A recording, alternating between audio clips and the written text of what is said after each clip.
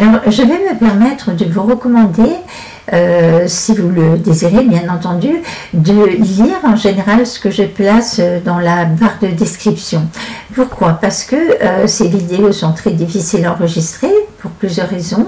Donc à certains moments, je peux constater que je me suis mal exprimée ou que ma pensée a été incomplète.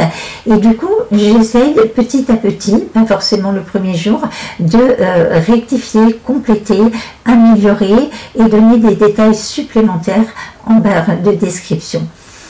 Je me permets aussi de donner une précision par rapport au logiciel dont je vous avais parlé la dernière fois. C'est un logiciel qui peut tomber dans les mains de absolument n'importe qui. Alors ça peut être un individu isolé, ça peut être une association plus ou moins importante de malfaiteurs.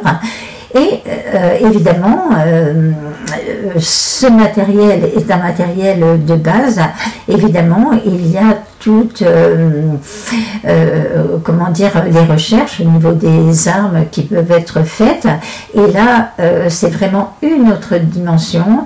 Et là, bon, les moyens de protection sont beaucoup plus difficiles à trouver, car il faut un moyen de protection de niveau équivalent à l'arme qui est employée, à l'outil qui est employé.